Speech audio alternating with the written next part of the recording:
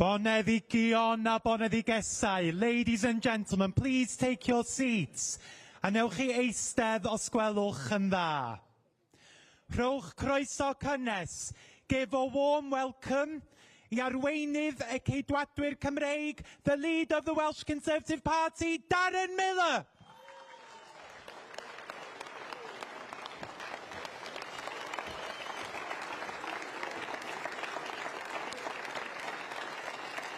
Thank you. Please, take your seats. Well, anwyl gyfeillion a croeso mawr I Llangollen. What a joy it is to see you all here in beautiful North Wales, in Llangollen, my beautiful natural habitat. That's what it is. And it's great to see that you all made it here in time, especially with the 20-mile-an-hour speed limits that you've all had to endure on the way. Now listen, ladies and gentlemen, it really is a pleasure for me to be able to address this conference for the very first time as the leader of the Welsh Conservative cause here in Wales. I was not expecting to be in such a position just 6 months ago, but I was absolutely humbled by the unanimous support that I received from all of my Welsh Conservative colleagues in the Senedd to become leader of the opposition in the Welsh Parliament. And I've also been humbled since by the kind messages of support from members, activists and members of the public across the country too.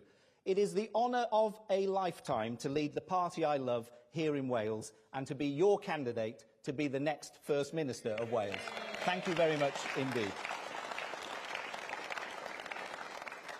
Now, before I go any further, I want to pay tribute to somebody. My predecessor, Andrew R.T. Davies. Because it was under Andrew's stewardship here in Wales that our party secured more seats than ever before at those last Senedd elections. And we owe him a debt of gratitude for his service to our party, the Welsh Parliament and our nation. Andrew, thank you.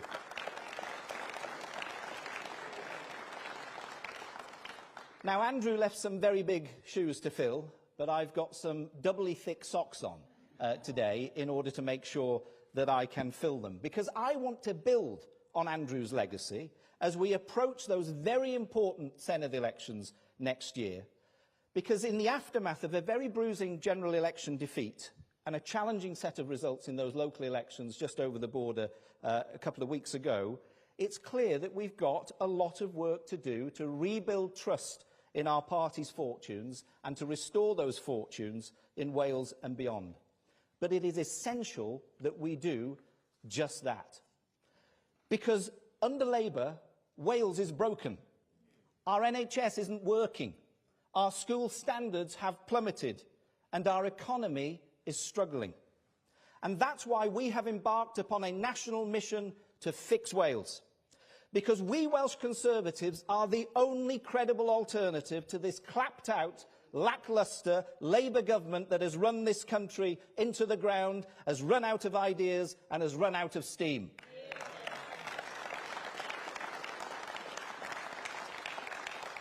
And we've already, of course, announced a slew of policies to save taxpayers' money so that we can cut income tax and put hundreds of pounds into the pockets of hard-working families across the country, while continuing to invest in our NHS, our schools and our farming budgets. And during the course of today and tomorrow, we will be unveiling more of our proposals, our distinctly conservative solutions to the everyday problems that people face here in Wales. Because we are determined to fix Wales, inspire people, put hope in their hearts and give them optimism for the future. Now, yes, like you, I've seen the opinion polls. I saw the recent council election results in England. But let me tell you something. A bad opinion poll does not discourage me. No, it motivates me. It makes me work harder and it makes me fight harder for the things that I believe in. And I know that it does for you as well.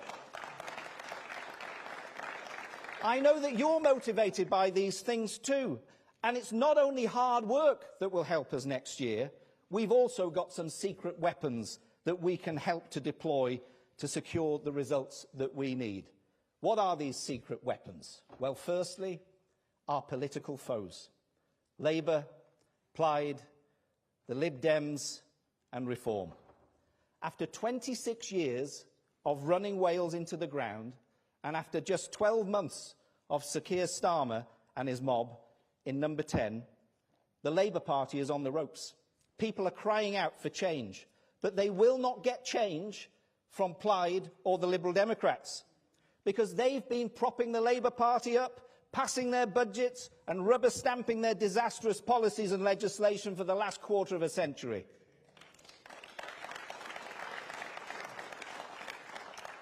And why would anybody want to take a risk with Reform? A party which has backed plans for more politicians in the Senedd and wants to see more powers transferred from Westminster to Cardiff Bay. A limited company with a stated aim simply to lead the opposition in Wales, not to be in government, and which doesn't have any policies on matters for which the Senedd is responsible. They don't even have a candidate to be the next First Minister. That's not my ambition, to be in opposition, to lead the opposition. I want to be your First Minister in Wales, ladies and gentlemen, and I'm going to work hard to get there. Not only do we have that secret weapon of our political enemies, but we have a great team too.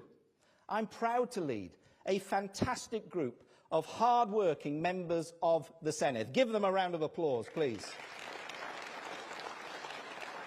And we have an outstanding shadow Wales office duo in Westminster, in Mims Davis and Olivia Bloomfield too. Give them a round of applause. And on top of that, we have some hard-working, determined councillors grafting away in their communities the length and breadth of this country, in town halls and in our county calls. And on top of all of those councillors, we have you, our members, volunteers and activists across Wales, helping us to communicate our messages on the doors, on the phones and on social media. Give yourselves and our councillors a round of applause. You deserve it. So we have our political opponents, and we have a great team. They're two of our secret weapons. What is the third secret weapon, I hear you all asking inside your heads? Well, it is this. We have a set of values that underpin absolutely everything that we do. Friends, I was born into a hard-working, working-class family. My parents taught me about the value of hard work, how to spend within your means, never letting things go to waste, and getting value for money for every single pound that you spend. They were Labour voters until they realised, until they had an epiphany, that the party that really stood for their values was our great Conservative Party. And it is those values that hold just as true today as they did when I was growing up in Tywyn on the North Wales coast. And it is these values that will underpin a future Welsh Conservative government. Because amongst other things, we are pro-freedom, we are pro-choice, we are pro-personal responsibility, we are pro-business, we're pro-home ownership, we're pro-low taxes, we're pro-families, we're pro our armed forces, and we are pro-law and order. And we are pro-farming, pro-tourism, and pro-roads, not just cycle paths. But most of all, ladies and gentlemen, we are pro-Wales and we are pro the United Kingdom.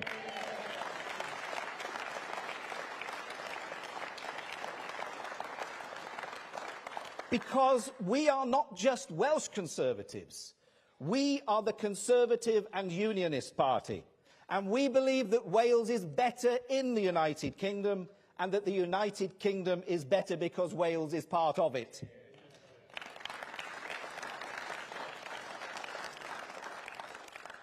These are just some of the values that we share and we all have in common.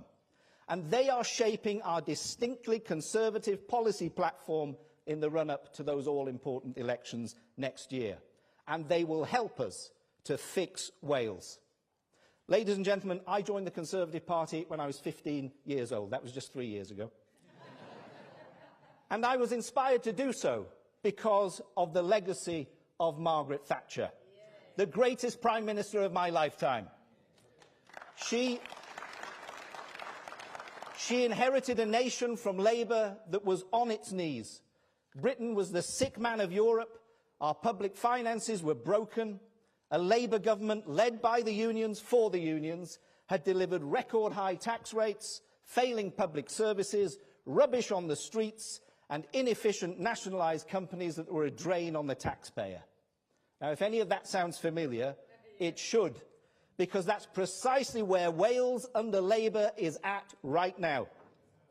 But the good news is, we can offer some hope to the people of Wales, because a decade after Margaret Thatcher took the reins, with her strong and principled leadership, our economy prospered, income taxes were slashed, and millions of people became homeowners in a home-owning democracy. And not only that, but there was record investment in our public services too.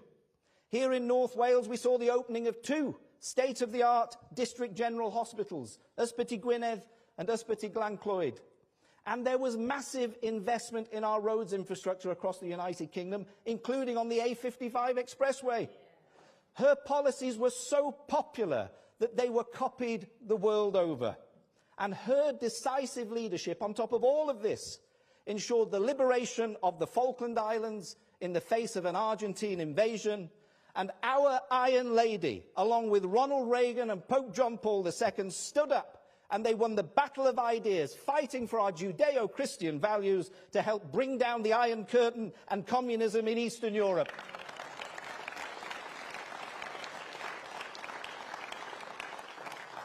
So, friends, it should come as no surprise that the refrain on everybody's lips across the country who experienced that transformative government of Margaret Thatcher in the 1980s, that the cry that comes from their mouths is, "We need another Maggie."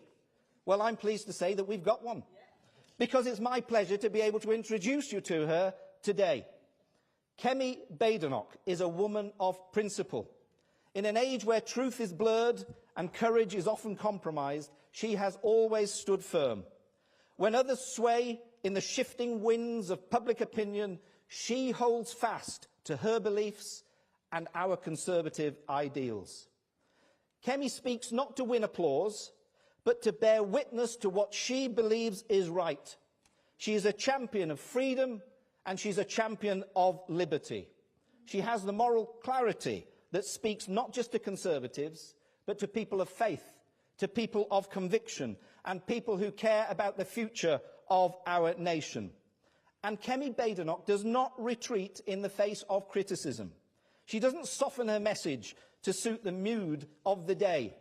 She has endured appalling personal attacks, and yet she remains undaunted.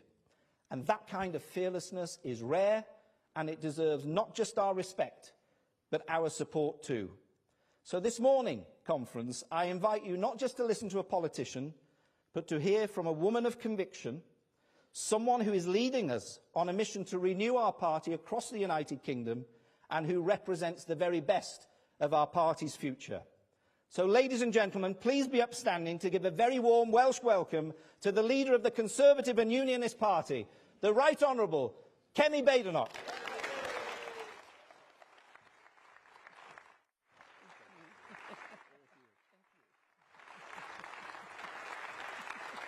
Thank you. Thank you, everyone. Thank you. Darren, thank you for that wonderful introduction. And good afternoon, everybody. It is good to be back in Wales. Not just because I have so many friends here, or because I always get a warm welcome, but actually not just because it's one of the most beautiful parts of the country. It's a wonderful day out there, and it's been fantastic just meeting so many people, MSPs, businesses. I'm glad to be here today because Wales is where our fight back begins. Because what happens here matters. Let's be honest. We cannot win a general election without winning seats in Wales. And the last time I was here, I talked about that devastating election results that we had last year. The worst in our history.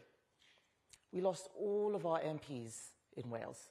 Good friends and colleagues like T.C. Davies, who I know is here today. And then the local elections in England 2 weeks ago shows that we are not yet out of the woods. We have been punished for managing instead of leading, for losing sight of why we're Conservatives in the first place. And we need to remember that now more than ever, because politics is changing. It is more volatile than ever. It is more polarized than ever. And we cannot keep doing the same thing and hope that it works. And that's just not just here in the UK. Look at what happened in Canada. I met the leader of the opposition, the leader of the Conservative Party in Canada in December. He was 23 points ahead in the polls. 2 weeks ago, he lost his seat at the election. The same thing was expected of the leader of the Liberal Party, our sister party in Australia. Expected to win the election, lost it, lost his seat. Something is changing in the whole world. We are moving away from the politics of the economy to the politics of identity. Why is it that despite repeated failures by Labour in Wales, they still did well year after year after year? Why? It's because they've always been able to blame someone else. It's not our fault, it's those Conservatives. They're not giving us any money. No agency, no responsibility, endless complaints, unable to deliver. But now, with a Labour government failing on the economy, they have nowhere to hide. But it's not Conservatives benefiting. It's Plaid. It's Reform. It's the politics of identity that they are playing, and we need to fight back.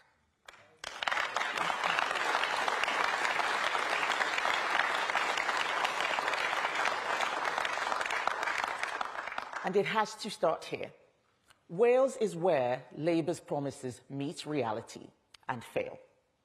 That's why we need to seize the moment to make sure that we deliver excellent results in 2026. We have a year. There are no excuses. We need to start taking this country where it needs to go. And all of you here know it better than anyone. This is not just a political fight. It is a fight for our children's futures. It is a fight for the future of the Union. A fight for whether Britain slides further into decline or rises again. We can rise again. We can fix Wales, but only if we face facts and then face forwards. Conservative values still matter. Our country still needs us, but the path back will take time. There will be setbacks, but I am here to remind you that conservatism is worth fighting for.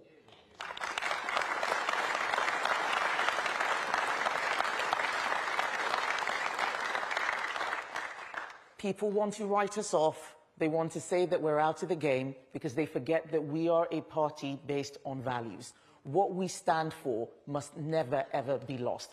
We stand for patriotism, for hard work, for responsibility, for freedom. That is worth fighting for. And let's be clear, reform is not the answer. Labour is not the answer. Liberal Democrats are not the answer. Plaid are not the answer because they don't believe in conservative ideas. We are the answer because we do.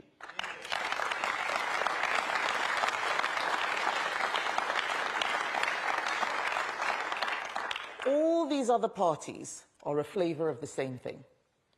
They tell people what they think they want to hear because they're trying to help themselves. They do what they think they can to get elected with no plan. That is what I see here in Wales. No plan. The Labour government that we have nationally had a plan for the election, had no plan for government. They are completely at sea. Snatching winter fuel payment from pensioners, taxing farmers cruelly, crushing small business. None of them have ever worked in a business. They don't know how anything works. It's just shouting. And when the shouting's over, there's nothing underneath. We have seen this nowhere more than in Wales. Just look at the record of Labour. The longest NHS waiting times in the UK. The worst literacy outcomes in Britain. Billions wasted. Infrastructure blocked, a 20-mile-per-hour blanket speed limit that is costing the Welsh economy. This isn't theory. This is what 25 years of Labour failure looks like.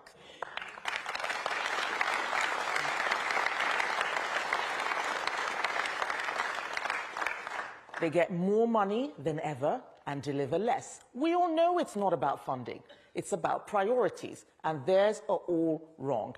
We are tired of their endless complaints and their endless excuses. This is why Welsh conservatism matters. The Welsh Conservative team here matters because they are the only ones who will do things differently.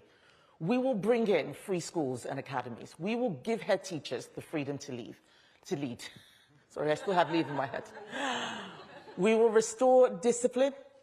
We will raise standards. We will give every child a chance. We will scrap the pointless Senate expansion. No one is asking for more politicians. No more jobs for the boys. No more constitutional navel-gazing. No more time wasting. Let's fix Wales. Better schools, shorter waiting lists, real economic growth. And we will rebuild the union and stop apologizing for it.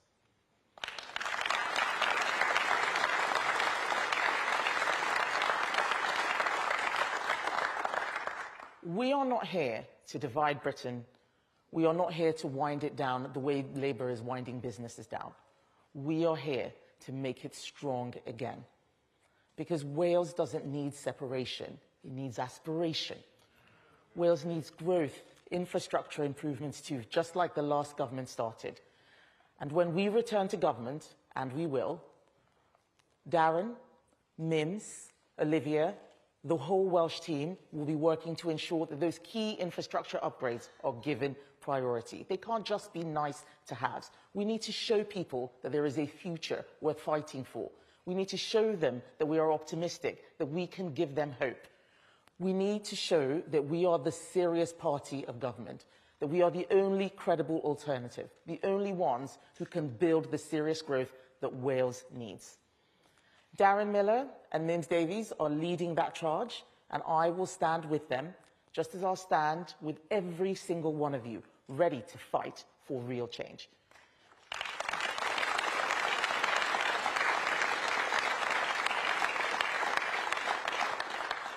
But my goodness, we have one hell of a job to do.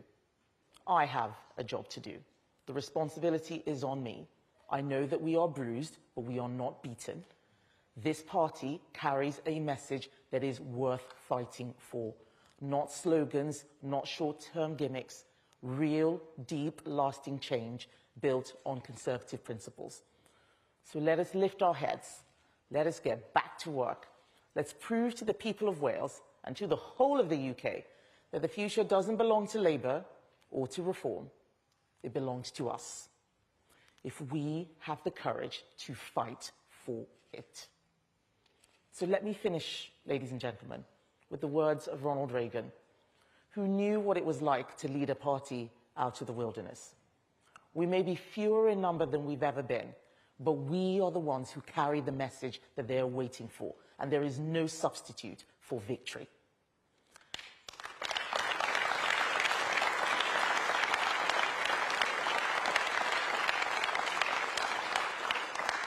So let us take that to heart. Let us stand together and let's go out and win again for our party, for our country, and for our children.